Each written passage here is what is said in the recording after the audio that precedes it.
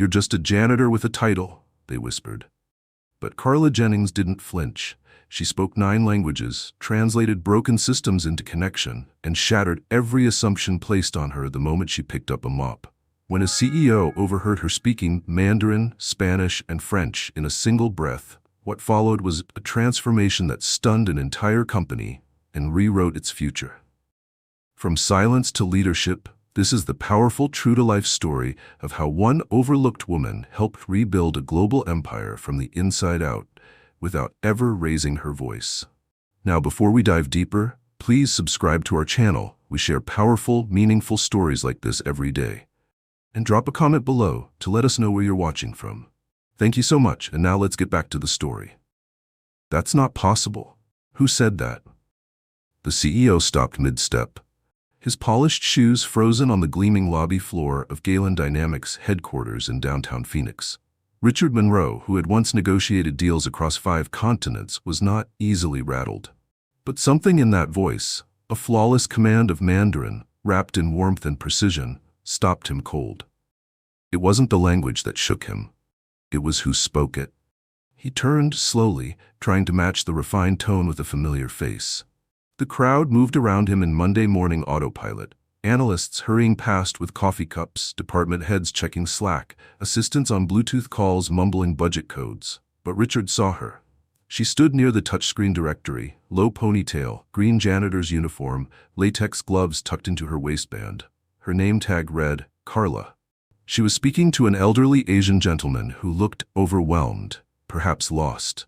Her Mandarin was fluid and calm, guiding him toward the elevators with a confidence that made Richard feel like a stranger in his own lobby. He frowned, taking a step closer. That voice, again. Now she was talking to a delivery man, this time in crisp, effortless Spanish. The man looked confused for only a second before nodding. "Gracias," he said, almost shyly.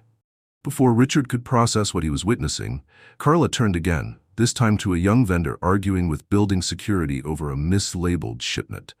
She stepped in, pointed to a crate, and said in soft French, "La salle de conférence est à gauche, suivez le couloir." The security guard blinked, the vendor nodded. Crisis averted. Richard stood still, watching it all unfold. In under 60 seconds, this woman had solved 3 unrelated problems in 3 different languages.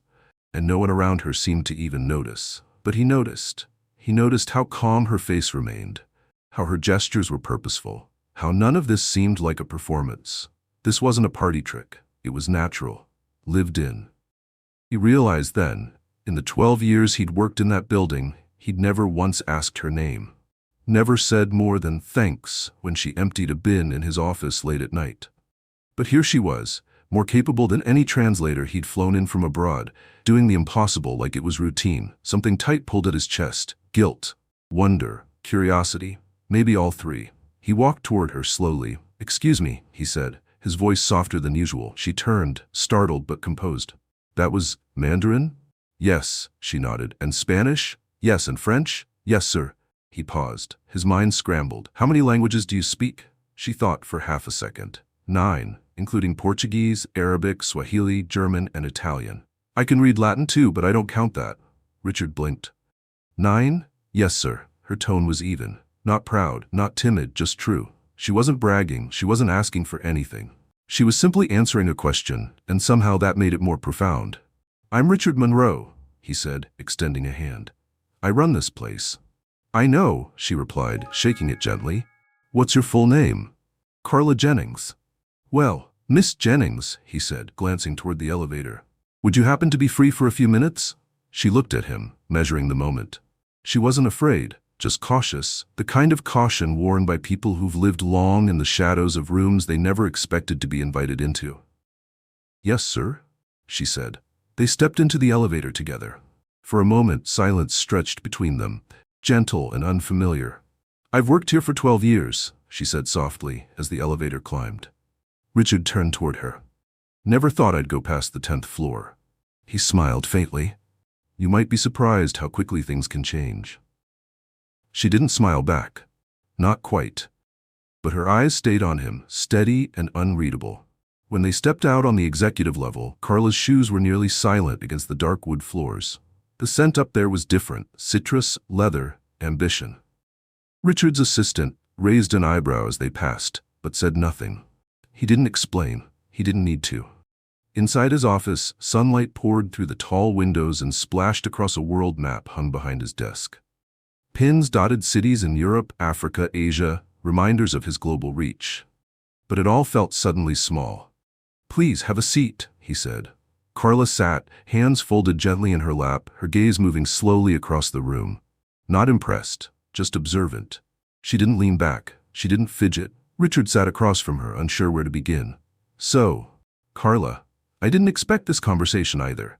But I just saw you speak 3 languages like you were flipping light switches, and I need to understand, how does someone like you end up working down there?" She looked out the window for a second, then back at him. "You got time for the truth?" "I wouldn't have asked otherwise." She took a breath, rubbed her palms together softly. "I grew up in Dayton, Ohio. My dad was a welder. My mom worked nights at a care home. They didn't have much, but they believed in education like it was a religion. I got a full ride to Ohio State, majored in linguistics. I was halfway through my master's when my mother got sick. Cancer. She didn't have insurance. I dropped out to care for her." She paused. 6 months later, my dad had a stroke. I buried them both within a year.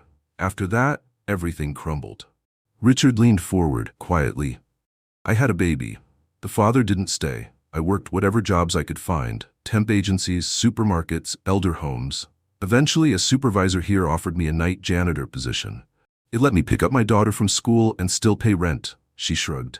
"That's how I got here." He watched her carefully. Her voice was even, not bitter, just plain. "But the languages," he said, "you didn't stop?" "No," she said. "I borrowed textbooks, downloaded podcasts, translated newspapers just to stay sharp. Learning was the only thing I did that still made me feel like I mattered."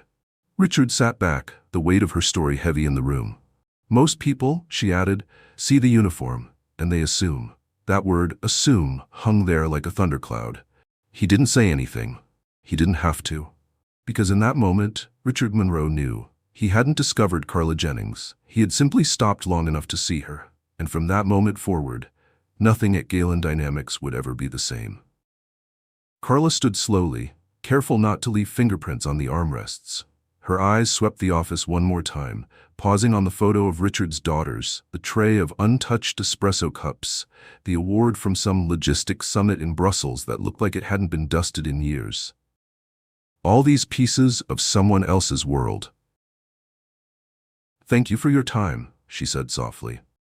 Richard rose too, walking her to the door, but something held him still as she stepped into the hall. He didn't know what it was exactly. A pull, maybe. A whisper from his gut saying, "Don't let her disappear again." "Carla," he said before the door closed. She turned, her expression guarded but attentive. "Would you be willing to help me with something? Just a favor. Shouldn't take long." A pause, then a nod. He didn't explain in the elevator, just pressed the button to floor 7. Logistics meeting rooms. As they descended, Carla stood silently beside him, her posture straight but relaxed. Like she'd decided whatever came next, she'd face it on her feet. The doors opened to a hallway humming with disjointed voices and stressed-out assistants juggling folders. Richard turned to her. "There's a delegation here from São Paulo. They came early. Their translator canceled this morning." Her eyes widened slightly. "Portuguese?" "Yes." She gave a single nod. "I can do that." When they stepped into conference room 3B, 4 Brazilian executives sat around a small table, their posture tense, their eyes flickering toward the door every few seconds. One of them, a broad-shouldered man in a light blue blazer, stood up. "Senhor Monroe," he said. "Translator coming soon?" Richard smiled. "Actually, yes, she's here." He stepped aside. Carla walked forward with quiet poise and greeted them in clear native-toned Portuguese. Not textbook, real. The kind of Portuguese shaped by heartbeats and human moments. At first, the room hesitated. The surprise was visible.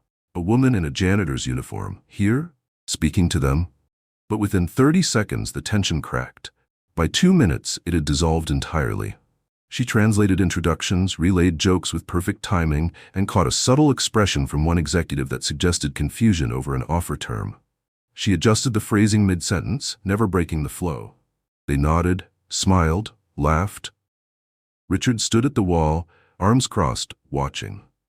Carla wasn't just speaking their language. She was translating tone, culture, intention.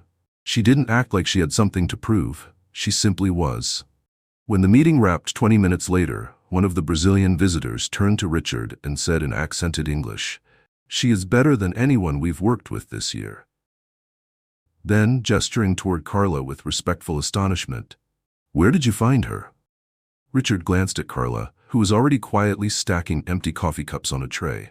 "Right here," he said. In the hallway, he caught up to her. "Have you ever done professional translation?" he asked as they walked. "Only in hospitals, sometimes in courtrooms, for friends, government offices. Nothing official, no certificate. I didn't have time." She shrugged lightly. "My daughter needed me more." He smiled.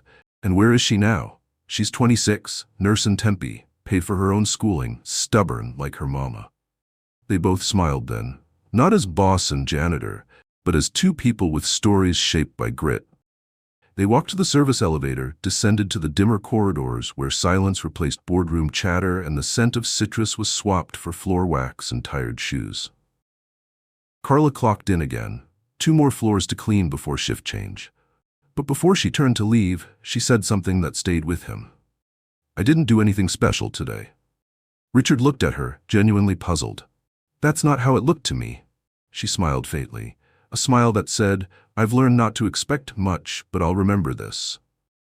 Then she walked off, pushing her cart down the hallway like it was any other Tuesday. That night, Richard sat alone in his car for nearly an hour, engine off, the city lights pressing against the windshield like questions. He thought of quarterly forecasts, of investor calls, of the company's diversity metrics. He'd quoted 1,000 times in PowerPoints, but never really felt until today. He thought about how many Carla Jennings were probably hidden in the basement floors of his company. And not just here. In every building, every system, every polished hallway pretending to be meritocratic. For years they'd been searching outward, recruiting talent from overseas, scanning for innovation in cities thousands of miles away. Flying in consultants, rewriting mission statements. But maybe the answer had been standing 2 floors down. Mopping the tile outside the same elevator he took to the executive suite. Maybe gold didn't always glint. Maybe brilliance didn't ask for a spotlight. Maybe it just waited to be seen. The next morning, Carla's badge scanned differently. She'd just finished cleaning the east lobby when her supervisor, Ron, tapped her on the shoulder. His voice was lower than usual. "Hey, Mr. Monroe wants to see you again." She blinked. "Did I do something wrong?" Ron scratched his head. "Didn't say. Just told me to send you up." She nodded slowly, wiping her hands on a towel. As she walked the long path to the executive elevator, something was different. People noticed her. Not just glanced, noticed, lifted their heads, whispered. A receptionist smiled politely, the kind of smile that held unspoken knowledge. The hallway seemed longer this time. When she stepped into Richard's office, he was standing near the window, holding a black coffee, staring out at the skyline like it owed him an answer. "Come in," he said, not turning around yet. She waited quietly until he faced her. "I've been thinking," he said, "about waste." She raised an eyebrow. "Talent waste. How many people never get a shot, not because they're not good, but because nobody looks twice?" Carla said nothing. She didn't trust easy praise. She'd lived long enough to know how fast admiration could turn into dismissal. "I want to offer you a new position," he said carefully. "Something we've never had, but should have created a long time ago." She tilted her head, wary. "For what?" "Cultural liaison. Global communications. You'd help with our international teams, bridge gaps, vet documents, speak with vendors, prepare clients." She said nothing. Her mouth parted but didn't speak. A strange stillness stretched between them. "You're qualified," Richard added, "frankly, more than most of our leadership team, and you've already proven it." Her voice, when it came, was barely above a whisper. "This real?" He nodded. "As real as it gets. I don't have a degree. You have something better, lived experience, discipline, fluency, insight. I don't care about a piece of paper." She looked down at her shoes. "Why me?" He didn't hesitate. "Because I watched you solve 3 separate problems in 3 languages before 9 a.m., and because I'm tired of walking past people doing twice the work for half the credit." She crossed her arms. "You know what people are going to say. He didn't flinch. I don't care. There was a long pause. I've never had a title, she said. You'll learn fast. I don't have clothes for this. We'll send a stipend. She chuckled. You really thought of everything. I'm trying. She stared at him. You sure this isn't some favor? He shook his head. This is recognition, long overdue. She bit her lip. Her eyes glistened for a second, but she blinked it back. Then let's see what I can do, she said. He extended his hand. She shook it. It wasn't just a handshake. It was a hinge, a turning point, a door swinging open after years of silence.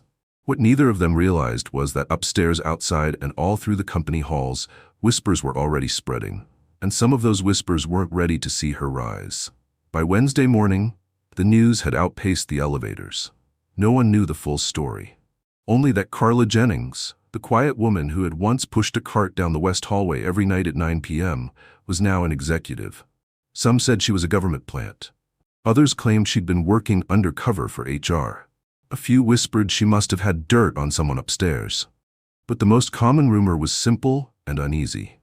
She speaks 9 languages. That alone was enough to make people uncomfortable. Because it wasn't just impressive, it was threatening. In the staff lounge, 2 marketing assistants, hunched over overpriced salads, whispered with lowered eyes. I've got a master's in international relations, one said, and I've been waiting 2 years for a promotion.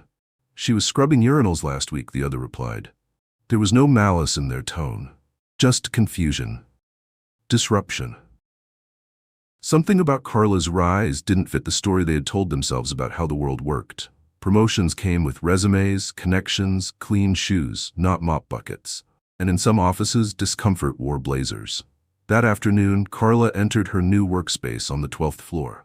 It was modest, a desk, a monitor, a potted plant still wrapped in florist cellophane. The walls were white and quiet, almost too quiet.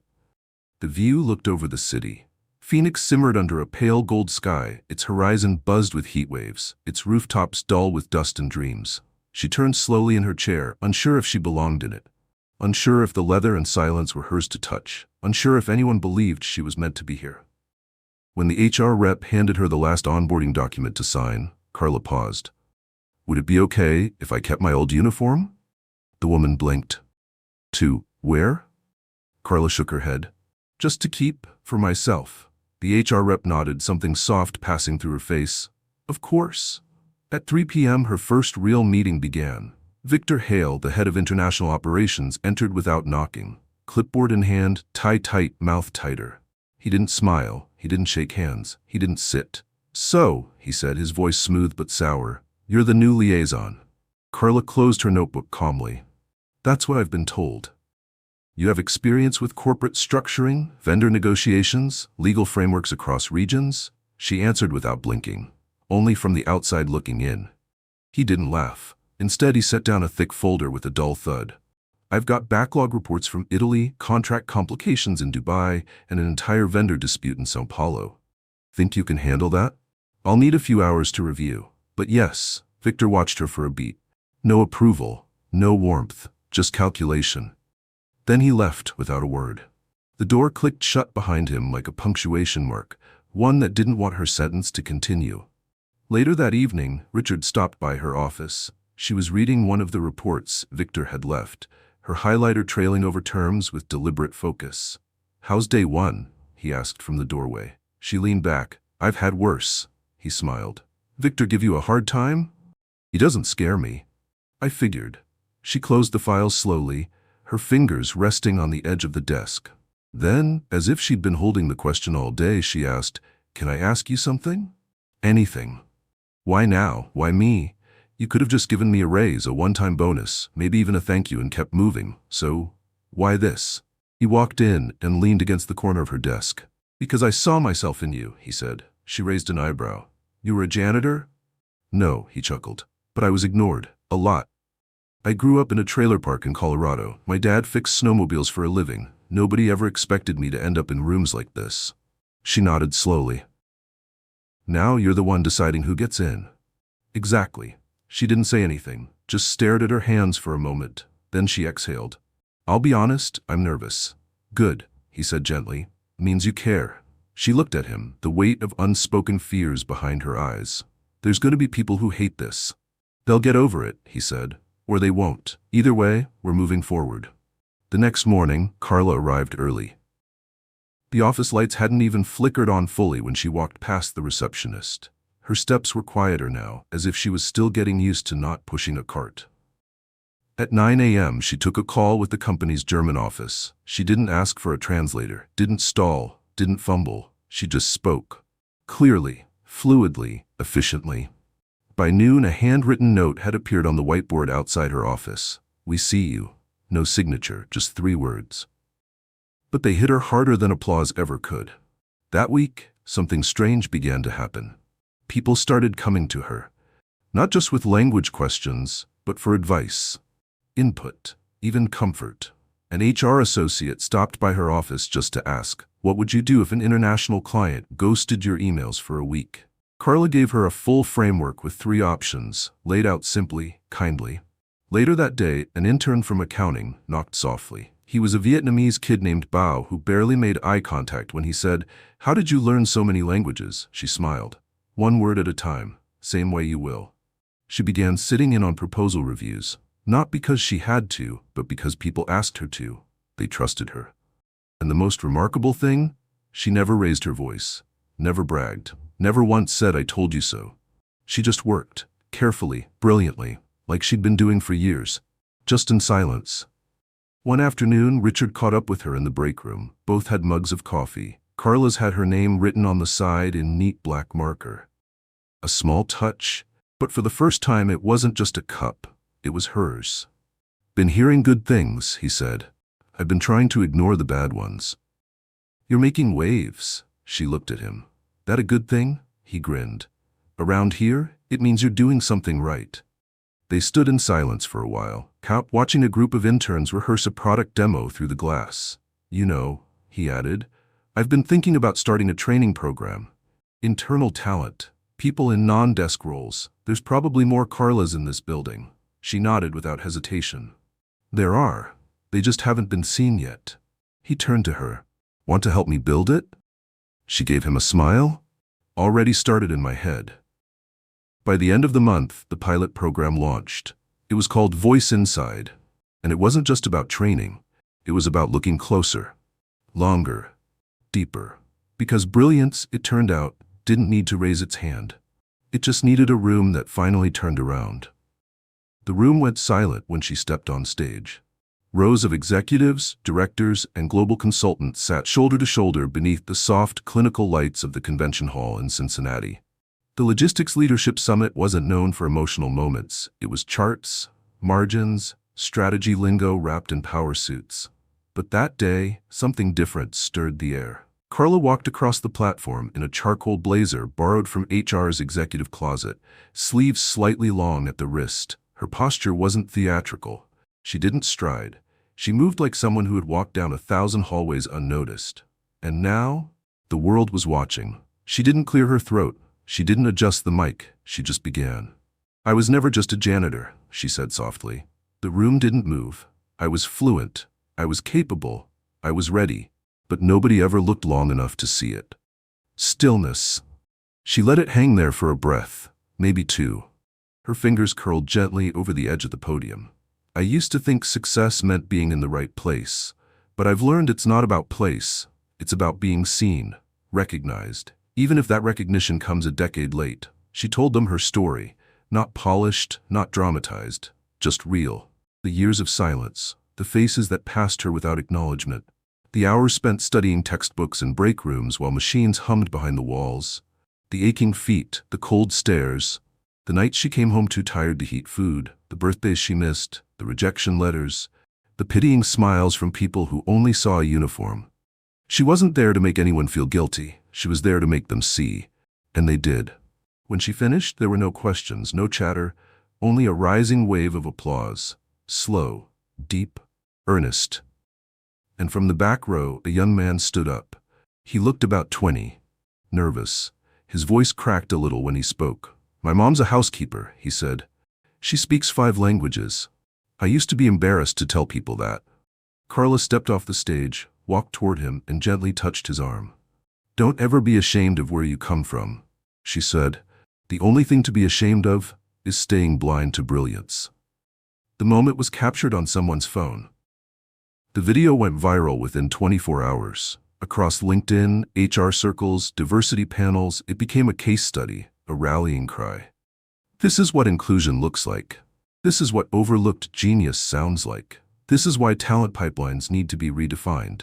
Back at Galen Dynamics, the momentum was tangible. Voice Inside was already onboarding its first group. Maintenance crew, cafeteria staff, warehouse packers, people who had never been invited to strategy tables, but knew more about resilience than most directors. Richard walked through the building with fresh eyes. He started pausing more, asking names, listening. Not just as a CEO, but as a man who had once been hungry, unseen, underestimated. Now he wanted to make sure the door Carla had walked through never closed again. But not everyone was clapping. Late Thursday afternoon, Carla received a calendar invite with no subject line. It was from Eleanor Craig, a senior board member who had flown in from Dallas for quarterly reviews. The name alone sent whispers through the office. Eleanor had been part of the company since the late 90s. Known for her ruthlessness, her pin-straight posture, and a stare that could freeze entire boardrooms. Her signature scent was citrus and doubt. Carla arrived at the conference room on the 17th floor 5 minutes early. Eleanor didn't look up when she entered. She was sorting papers with methodical irritation. "Have a seat," she said flatly. Carla did. Eleanor finally looked at her, eyes like polished marble. "So, Miss Jennings, I've reviewed your file." Carla nodded once. "No college degree, no formal corporate training, no management certification. Is that correct?" "That's correct." "You were, until very recently, a janitor." "I was." Eleanor leaned back in her chair, her hands folded, her lips pursed. "Help me understand how someone with your background is now managing global client relations." Carla didn't flinch. "I speak the languages. I understand the cultures. I've already corrected 2 contracts that were losing us money, resolved a vendor standoff in Brazil, and cleared a 3-month holdup with Morocco. I didn't ask for this role, Miss Craig, I earned it." There was a long silence. Eleanor's pen tapped once. Then again. "You think this company should run on instinct and charm?" she asked coldly. Carla's voice remained calm. "No, ma'am. I think it should run on results." Eleanor blinked. For the first time in the conversation, she blinked. Carla leaned slightly forward.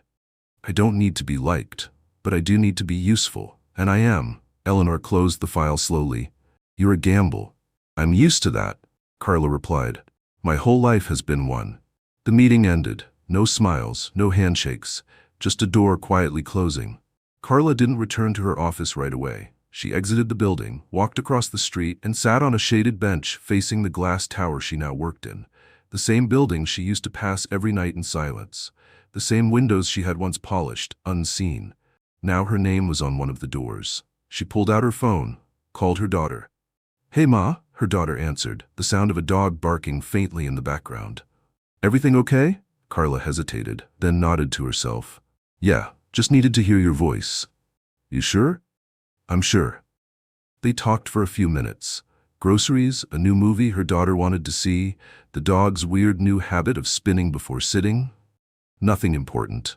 And yet, everything. When she hung up, Carla sat a moment longer, then stood. She walked back across the street, re-entered the building, and took the elevator up. Floor 12, her floor.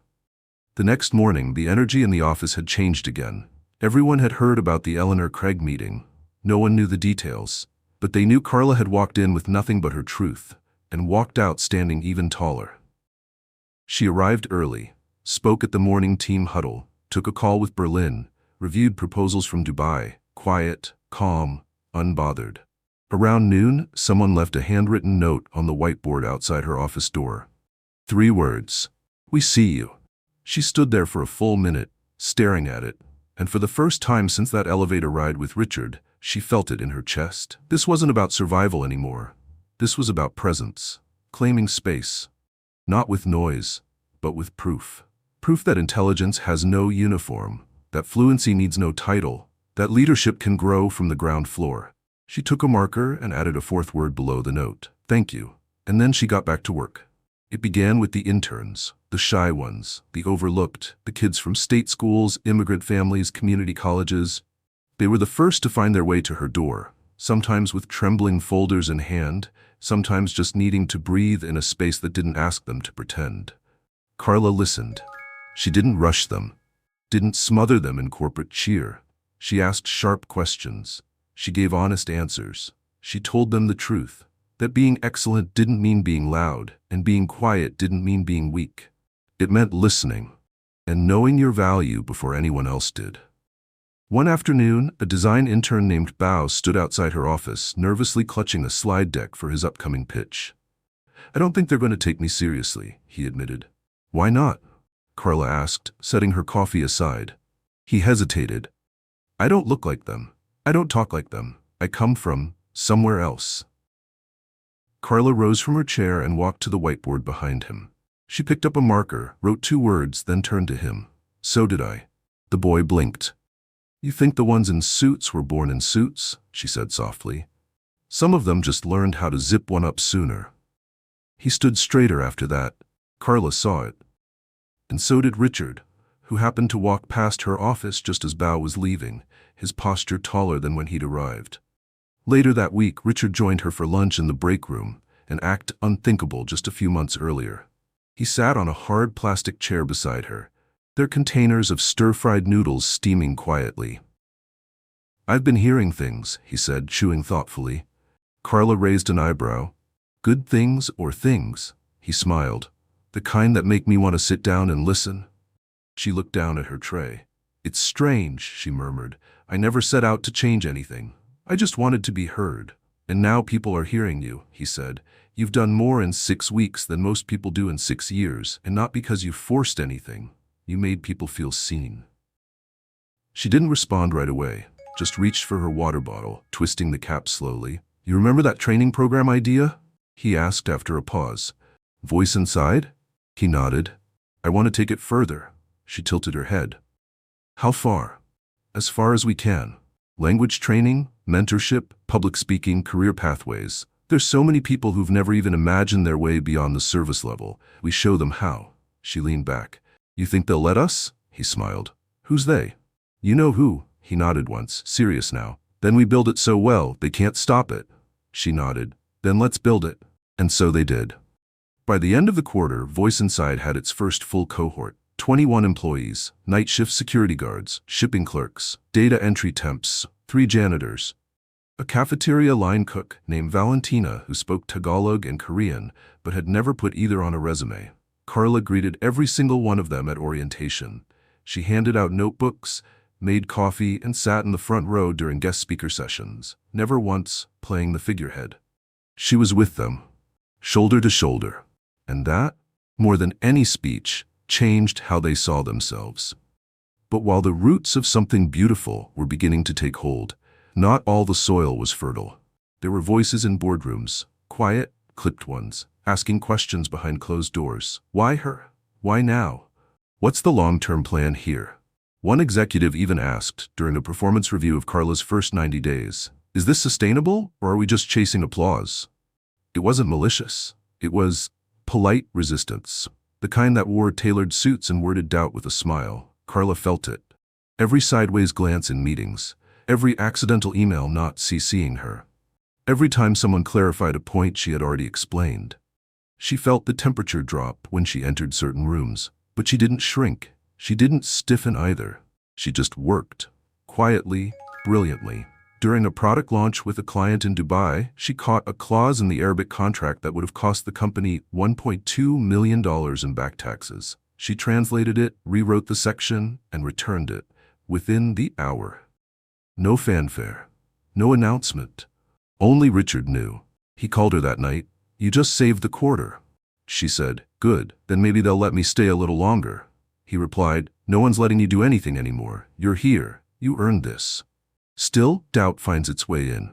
Late one evening, Carla stayed after hours. She was the last one on the 12th floor. The windows were dark, the city below her hushed in twilight. She stood at the window, her old janitor badge in her hand.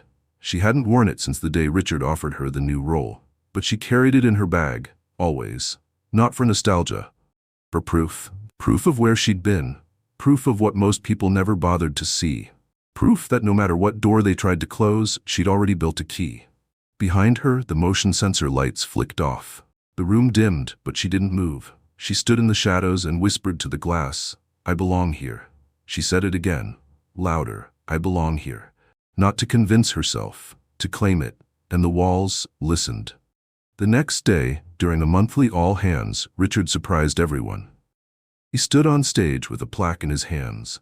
"We've renamed our primary training hall," he said. "The room where new hires are welcomed, where leaders are shaped, and where new voices begin their journey." He held up the plaque, the Jennings room. There was no music, no dramatic pause, just a hush that spread like wildfire. Carla sat in the second row. She didn't cry, she didn't smile, she just exhaled, slowly, as if she'd been holding that breath her whole life. And somewhere in the back of the room someone whispered, "It's about time." Because it was. And yet the story wasn't over. Someone, somewhere, was still watching, still waiting, still plotting how to put her back in her place. But they had already made a mistake. They thought Carla's rise was a fluke. They didn't realize it was the beginning of something bigger. And she was ready. Carla didn't see the envelope right away. It was tucked carefully beneath a weekly report on her desk, its paper thicker than company stationery, its edges crisp, and her name handwritten in tall, clean block letters. No return address, no department code. She opened it gently, expecting maybe a vendor query or a thank you card from the voice inside cohort. But the note inside wasn't formal. It wasn't corporate. It was a whisper written in ink. "I used to think I'd be invisible forever. But today, I stood a little taller because of you. Thank you." There was no name, no title, just those few lines. Carla read them twice, then 3 times. She didn't cry. She didn't need to. The emotion didn't need spectacle. It just needed space. She folded the note carefully, slid it into her drawer next to her old badge, and sat for a while without touching her keyboard. The office buzzed faintly beyond the glass. Phones rang. Laughter rippled from the design team. The normal things. But something in the air felt different.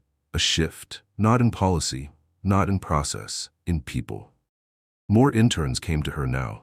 More associates from other departments. They'd knock softly, hover awkwardly by her doorway, and offer timid introductions like, "Hi, Miss Jennings. I heard you speak Moroccan Arabic last week.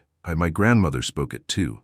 Or, "I just wanted to say I saw your talk in Cincinnati. My sister cleansed schools. She cried watching it." Carla never brushed them off. She made time, even if it was 5 minutes between meetings, even if her inbox was exploding, even if she had a call in 5, because she understood something most executives never did. Sometimes what someone needs most is not an answer, but to be acknowledged. She became the person people went to before pitching ideas, not after. She reviewed drafts, offered edits, encouraged clarity, and never once made anyone feel small for not knowing. And still, beneath the growth, the gratitude, the ripple of change, resistance lingered, not loud, not overt, but sharp. Cold, familiar. It was in the way a project manager forgot to include her in a budget meeting with the German team, even though it required translation. It was in the slight delay in copying her on vendor reviews from Dubai. It was in the way Eleanor Craig now referred to her in board summaries as the liaison hire instead of by name. It was subtle, elegant, calculated. And Carla felt every cut, even when they smiled to her face. But she didn't flinch. Not even when HR sent her a friendly reminder about keeping tone neutral in international correspondence, a memo clearly not written for her, but at her. She filed it quietly, then picked up the phone and clarified a Portuguese logistics clause that had been costing the company thousands in shipping discrepancies. Then she corrected a French vendor's contract that hadn't been reviewed properly in 2 years. Then she trained 2 new hires from accounting on intercultural etiquette so they wouldn't blow a deal with a Korean supplier. Her work spoke louder than their whispers. One afternoon she passed Eleanor in the elevator. The older woman didn't smile. Carla didn't either. They stood in silence until floor 12. As the door opened, Carla turned. "By the way," she said softly, "the Moroccan deal closed. They signed yesterday." Eleanor looked over, surprised. "You handled that?" Carla nodded once. "I introduced myself in Arabic. It made the difference." And with that, she walked out. leaving Eleanor Craig standing there in the soft chime of a door that was no longer hers to control. That same day, Carla received a call from a journalist, a feature, national publication, highlighting corporate diversity models that actually worked. She almost declined. "I'm not comfortable being the face of anything," she told Richard over coffee. "You're not the face," he replied. "You're the proof." She hesitated. "You sure this won't come back to bite you?" He looked her in the eye. "I'm more afraid of going back to who we were before you." So she agreed. The article dropped the next week. Fluency, Floors, and the Future: How One Former Janitor is Reshaping Global Business from the Inside. It featured her story, her work, and a photo of her standing in the Jennings room, arms crossed, expression calm, powerful, not posed. The article didn't paint her as a savior. It didn't romanticize the struggle. It told the truth, and that made it unstoppable. The story went viral. Carla's inbox flooded. Emails from employees across industries. "I've been in data entry for 10 years. I speak 5 languages. No one's ever asked." "My mom worked in sanitation. She used to recite French poetry in the kitchen. I cried reading your piece. I've been passed over 3 times, but you gave me hope." Carla replied to as many as she could, sometimes with a single line, "Keep going. They'll see you." And sometimes, more. But not everyone was inspired. That same Friday, an anonymous complaint was submitted to the board's oversight channel. It read, "We are entering a dangerous precedent by promoting based on social optics instead of proven metrics. Ms. Jennings has no degree, no formal international business background, and her influence is beginning to polarize teams." It was unsigned, but the intent was clear. Someone wanted her pulled back, pushed down. Richard called her into his office. He didn't read her the letter. He just handed her a copy, then asked, "You okay?" She scanned it, folded it, set it on the table. "I expected worse," he nodded slowly. "You want me to investigate the source?" "No," she said. "Let them watch. I'll just keep working." He exhaled. "We've got your back, all the way." She gave a small smile. "I know. That's why I'm still here." That night, as the building emptied and only a few lights glowed across the office windows, Carla stayed behind. She returned to the Jennings room. Alone. She stood at the back, watching a janitor sweep quietly near the chairs. She walked over, gently tapped his shoulder. "You need help?" He looked up, startled, then recognized her. "Oh, Miss Jennings, no, I've got it," she smiled. "I used to say the same thing." Then she picked up a broom. And for 5 minutes, they cleaned together in silence, not because she missed the old job, but because the roots of something powerful are never forgotten. They are remembered, tended, protected. Because brilliance, when grown right, becomes a garden. And she was just getting started. It wasn't her nameplate that made her feel it. Though when it was mounted outside her office, black letters on brushed steel reading Carla Jennings, Cultural Liaison, she had stood staring at it for a long time. Not with awe, with recognition. Quiet, internal, permanent. It wasn't the title. It was the ripple. The quiet sound of the door finally opening for others. Because for every bouquet someone left on her desk, there were 2 more voices at her door. Not offering congratulations, but stories, histories, scars, hopes. A man from IT, silent for years, told her in hushed tones that he translated for his refugee parents every day after school and still dreamed in 3 languages. A cafeteria worker from South Sudan whispered that he could recite 3 chapters of the Quran in classical Arabic and had taught himself German reading train schedules at night. A woman from procurement, older, black-rimmed glasses, quiet as a library, came to her after hours and said, "I grew up speaking Tagalog, but I stopped using it at work. I didn't think it belonged here." Carla listened, and every time she said the same thing. "It does now." Word spread that she had started collecting stories, not for show, not for content, but to build something. She had a small notebook, leather-bound, navy blue, worn at the corners. She kept it in her drawer, next to the anonymous thank you note and her old badge. She titled the first page, Unheard Voices. Each story she wrote down was a thread, and she planned to weave them into something no one could ignore. But while change hummed louder each day, resistance found new ways to sharpen its teeth. One morning, she received a request to join a regional strategy call with Galen Dynamics North Africa Division. The Moroccan expansion had stalled for months. Poor translation, cultural missteps, a botched negotiation over labor terms. Trust had eroded. Carla walked into the conference room wearing a soft beige blazer and a gray scarf, chosen carefully. She understood that attire wasn't just fabric. It was language, too. The room was already half full. Some looked at her and nodded. Others didn't look at all. She took her seat at the table and before the meeting began, leaned into the mic. "Salam alaikum," she said softly, her Moroccan Arabic clean, precise, rooted in nuance. The response was instant. Laughter softened, spines straightened, eyes focused. Because when someone speaks your language, really speaks it, what you hear isn't just grammar. You hear respect. The meeting, for the first time in months, moved. Deals re-entered motion. Trust began its slow return. One executive even cracked a joke mid-call, and when Carla laughed and responded in dialect, the room shifted. She wasn't a translator, she was a bridge. Afterward, a Moroccan delegate approached her privately, his voice low, hand to heart. "No one's ever done that for us, not in our language. Not like that." She placed a hand over hers in return. "You matter, that's all." But for every door that opened, another slammed.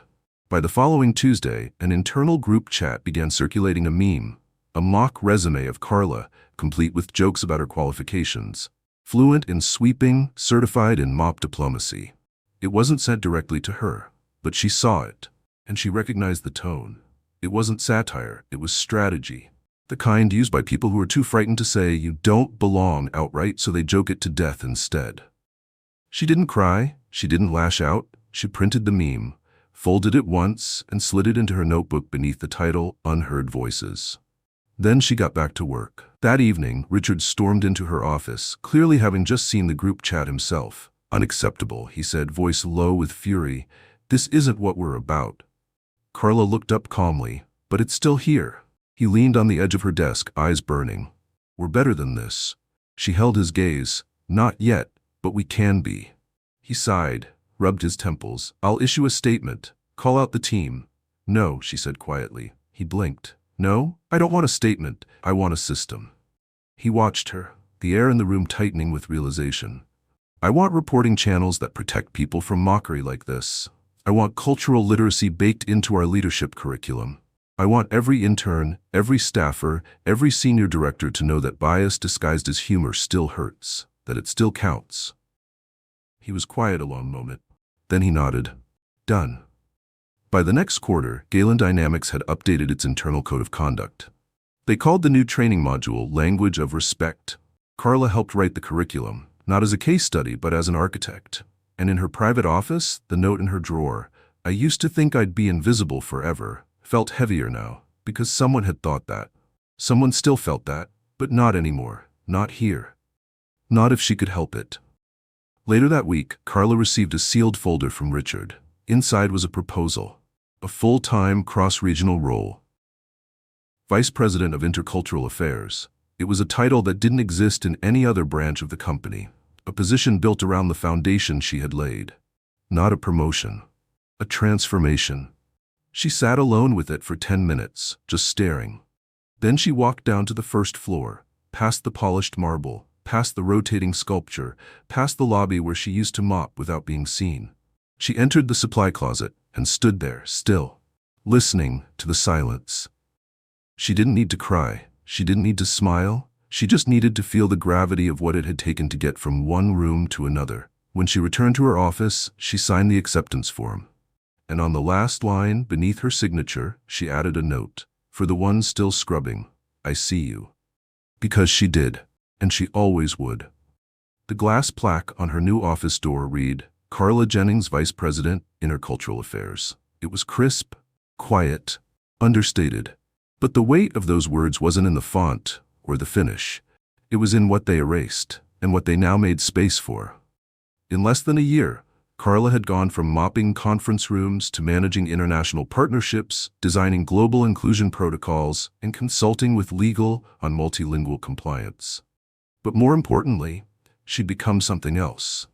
She was visible. And that visibility wasn't silent anymore. Her calendar filled with calls from teams across Europe, Asia, Africa, not just about translations, but context, nuance, negotiation, even apology. Carla had a way of diffusing tensions across cultures not by softening truth but by delivering it in the language of humanity. And in the building, Her presence reshaped the center of gravity. People paused when they spoke now, not out of fear, out of awareness. Elevator small talk had changed. Instead of, "So what do you do?" the new question became, "What don't you see yet?" Because Carla taught them the quiet cost of assumptions, she also taught them what listening could build. By mid-year, her Voice Inside initiative had graduated its first full cohort. 27 employees, 8 promotions, 5 department transfers, dozens of evaluations rewritten with language-conscious bias training now baked in. The Jennings room was booked solid for workshops. And Carla? She never missed a session.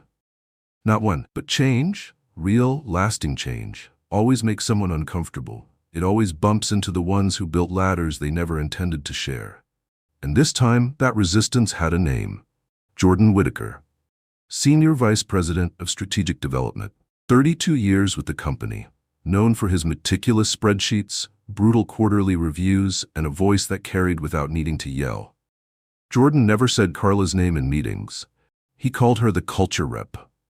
Never made eye contact, never joined her pilot program, and never once acknowledged her presence beyond a nod that felt more like a door being quietly shut.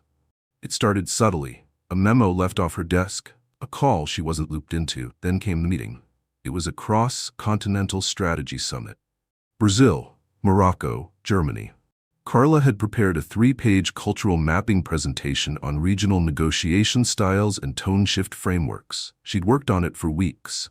When she arrived, Jordan had already begun. He stood at the head of the table, walking the group through expansion timelines, cost projections, and global risk assessments. At the end, he gestured toward a side slide, one that simply read, "Communications, Internal Protocols TBD." TBD. To be determined. Carla sat back. Her folder, full of researched cultural blind spots, real-time translation triggers, and preventative strategies, stayed closed on her lap. She waited until the meeting ended, waited until the others had filtered out, polite and oblivious. Then she stood, walked calmly to Jordan and said, "I noticed you skipped my section." He didn't flinch. It didn't fit the structure today. Carla tilted her head. "The structure or the comfort level?" He smiled faintly. "You're very sharp, Miss Jennings." She matched his gaze. "I know." A beat passed. Jordan leaned forward slightly, voice quiet but cool.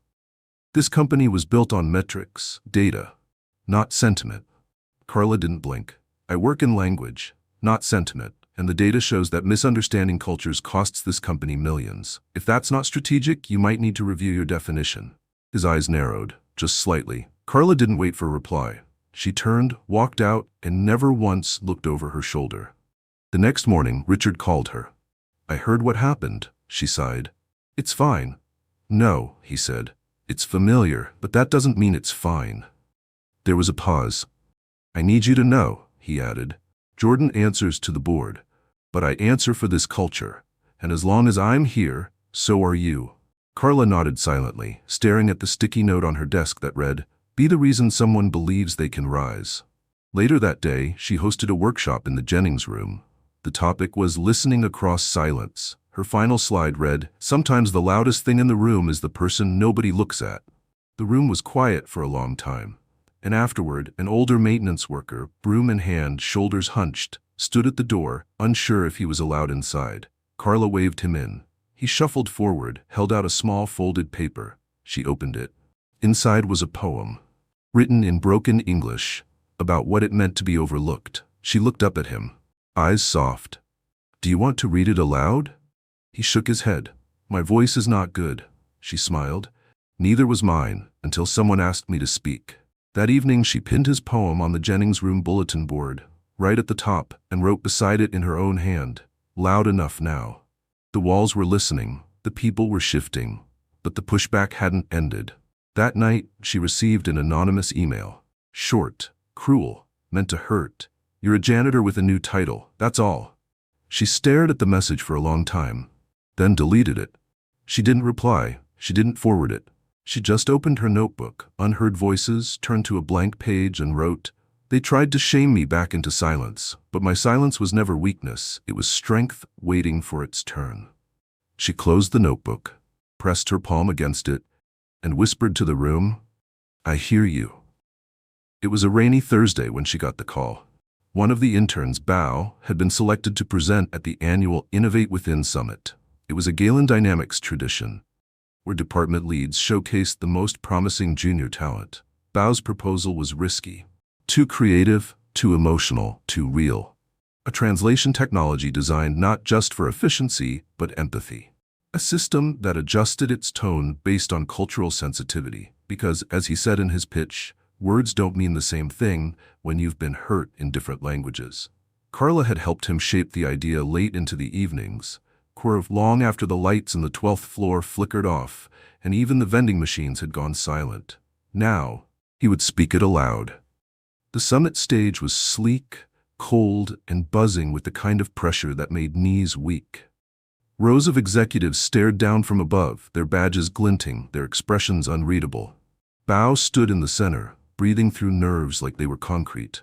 Carla stood backstage. He looked toward her once, just once, and she gave a single nod. He began, hands trembling but voice steady.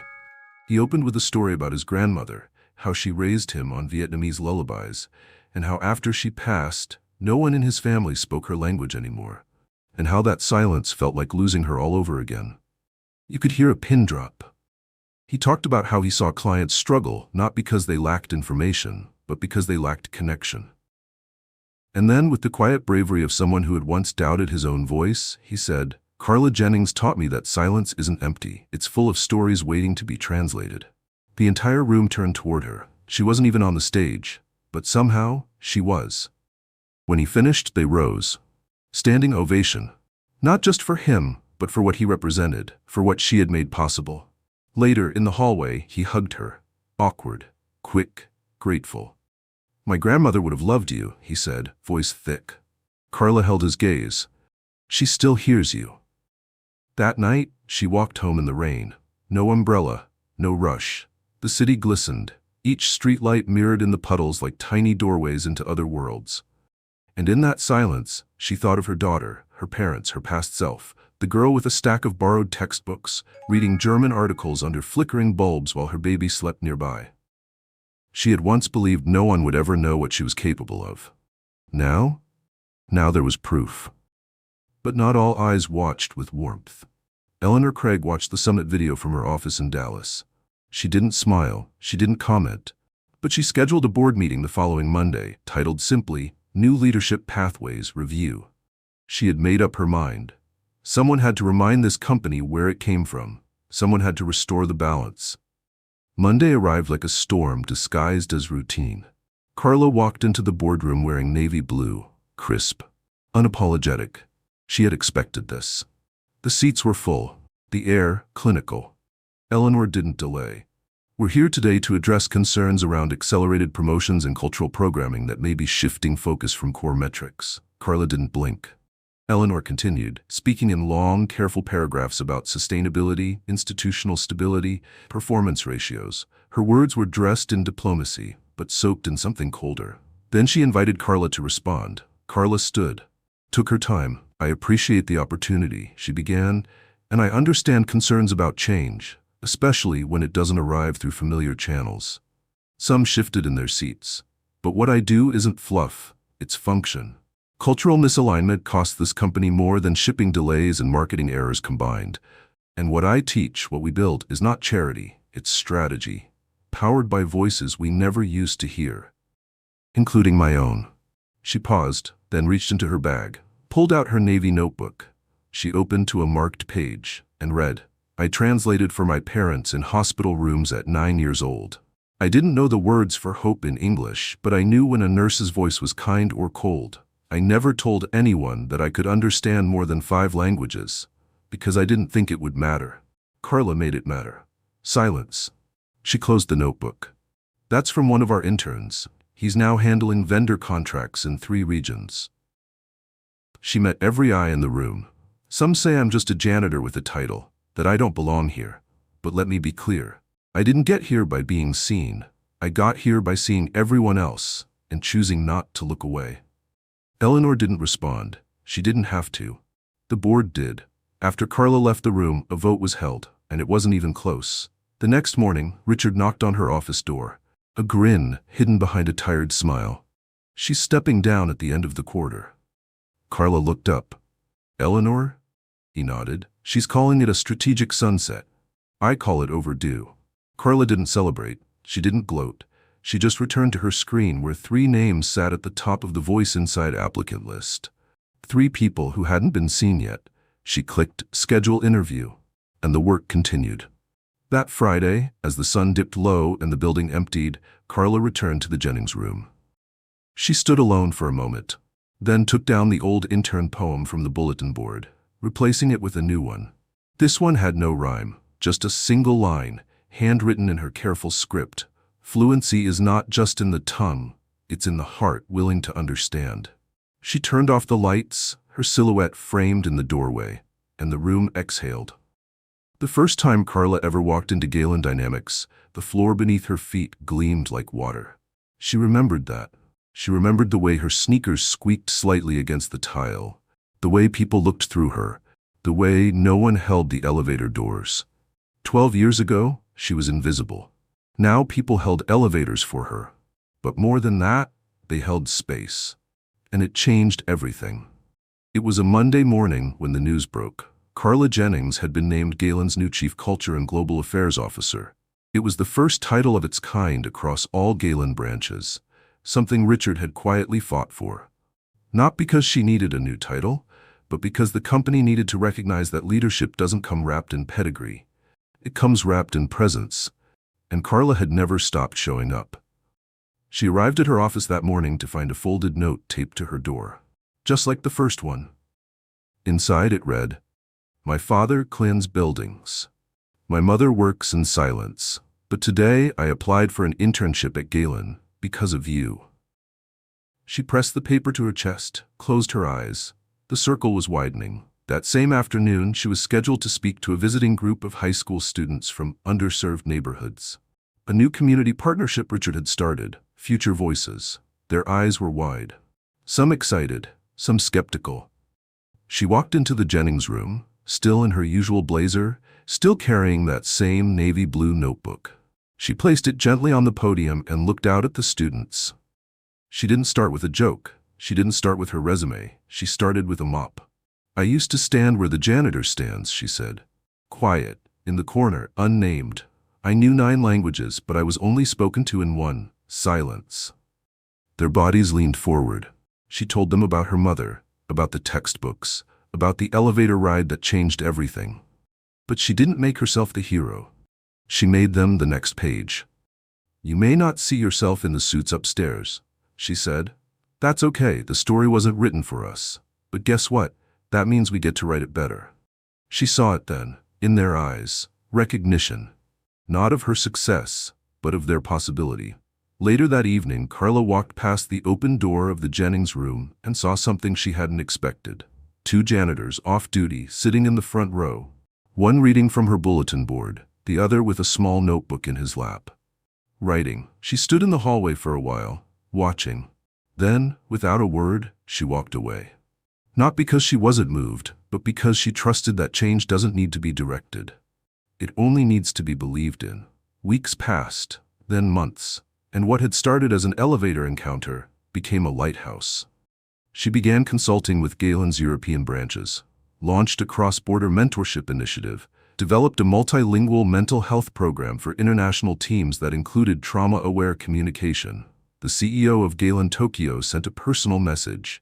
"Your impact crossed the ocean before we knew your name." But Carla never forgot the floor she'd come from. She returned to it often, sometimes to drop off a thank you card. Sometimes to sit for 10 quiet minutes in the storage room where she'd once counted microfiber towels and recited Swahili verbs to herself for practice. She kept her badge, the old one. She carried it in her coat pocket when she spoke at conferences, not to remind others of who she was, but to remind herself what she had always been. Capable, ready, seen. One rainy morning, nearly 2 years after her promotion, she received an envelope without a return address. Inside, a single photograph. It was her, leaning down beside the janitor in the Jennings room, helping him tie his apron before a workshop. She hadn't noticed the camera, hadn't posed. She was just there. On the back of the photo, it said, "The loudest leaders move with the quietest hands." She kept that photo in her office, right beside the anonymous thank you note, the internship email, Bao's final pitch deck, and a printout of the first meme they'd used to mock her. She framed it all, because all of it mattered, all of it built her. On the last Friday of the fiscal year, the boardroom was packed, not with executives, but with staff. Janitors, cafeteria workers, interns, customer support, tech support, shipping, all invited to sit in on the quarterly town hall. It was her idea. "Let's bring the whole floor to the top floor," she had said. No one forgot it. Richard opened the session with a speech. Short, honest. "When Carla Jennings was promoted, some of you thought it was temporary, a gesture, a headline. But I want you to look around this room. This, what you see here, is her legacy, and it's just getting started." When he sat down, Carla stood up. She didn't use the mic. She didn't need to, because when she opened her mouth, people leaned in. "I used to clean these rooms. Now I build them. But the truth is, the greatest transformation didn't happen to me. It happened because of me, and it's still happening because of you." She pointed gently to the crowd. "To every person who's been talked over, passed by, or told not yet, I'm here to tell you, your time is not coming. It's already here." Applause thundered across the glass, not polite, not rehearsed, earned. As the sun began to dip, casting long shadows across the floor she once buffed in silence, Carla Jennings turned off the lights in her office and stepped out into the hallway. She didn't need a send-off. She wasn't going anywhere. This wasn't the end of her story. It was the beginning of everyone else's. Because brilliance doesn't ask for permission. It just waits for someone to see it. And finally, the world had looked. Sometimes, the most brilliant voices don't shout. They wait. Carla Jennings didn't need a spotlight. She was the light, quietly illuminating the truth in a world that too often rewards noise over depth, appearance over substance. From janitors' closets to boardrooms, her journey teaches us that titles don't define potential. Recognition does.